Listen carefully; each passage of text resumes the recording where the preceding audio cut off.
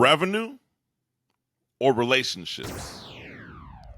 One of the questions you get often asked is, what is more important for a sales professional? Is it to develop cultivating meaningful relationships, or is it to drive revenue? Well, the answer is always to drive revenue. After all, that's what you've been hired to do. As a sales professional, don't confuse the objective of your job. Your job is to drive revenue. Can you develop meaningful relationships? Absolutely. Can meaningful relationships not drive revenue? Yes, it can. Therefore, it is always your responsibility to drive revenue. Now look, always be closing is a dead mantra. It worked in the 60s, it worked in the 70s, it worked in the 80s. It is not working with today's consumer. Today's consumer is more educated than ever before. Today's consumer wants to feel like a human, not a sales number. So that high pressure tactic of always be closing is really dead. So how do we handle that? If the job of a sales professional is to drive revenue and that supersedes developing relationships, that actually creates a problem.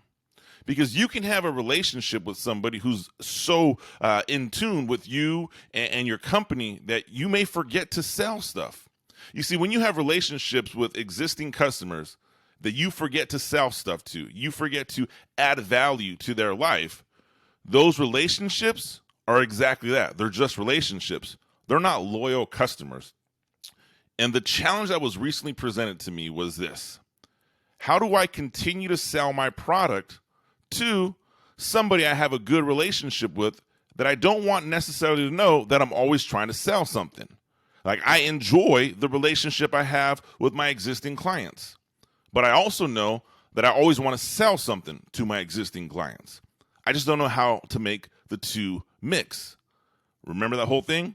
Revenue is more important than relationships.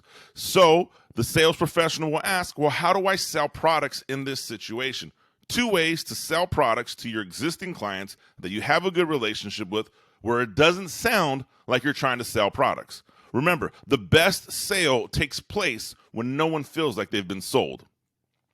Strategy one: to have your customers want to continue to buy products from you, you have to do this. You have to constantly share your goals. Now, I know this sounds silly, right? You're like, why would my customer care about my goals? Well, if you have done your job correctly and you've developed the relationship with your existing clientele, in sharing your goals with your existing clientele and the relationships that are strong, you will find people that will naturally want to support you and see you do well. They are naturally going to want to be a part of your team.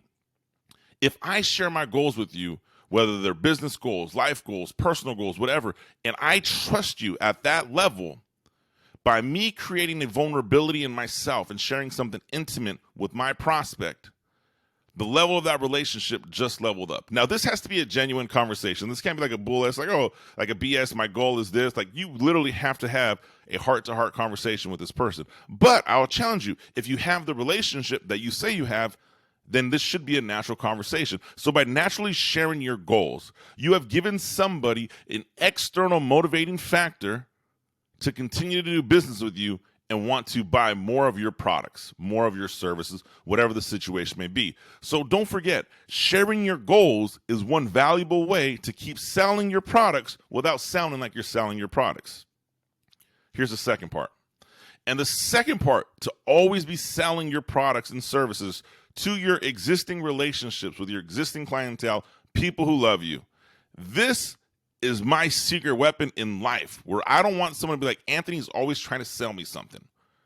I never, ever have anyone say I'm always trying to sell them something. Here's what I do.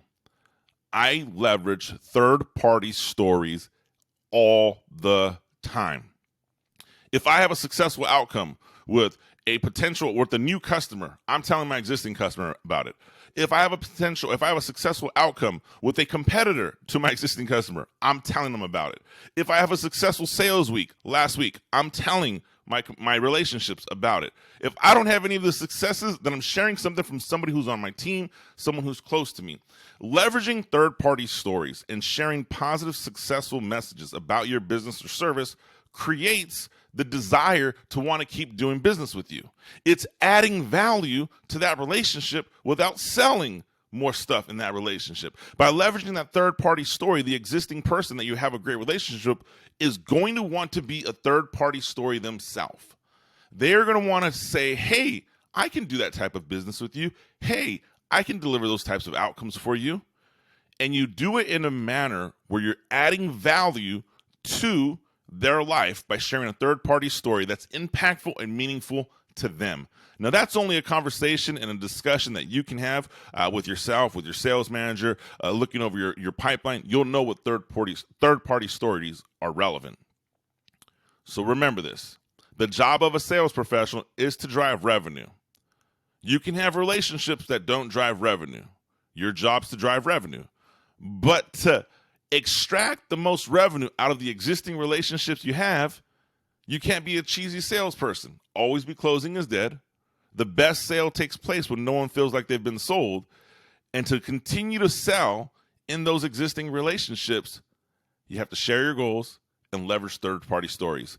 Those two strategies create a natural conversation that will want to continue, that will help your prospect or your customer want to continue doing business with you on a consistent, ongoing basis.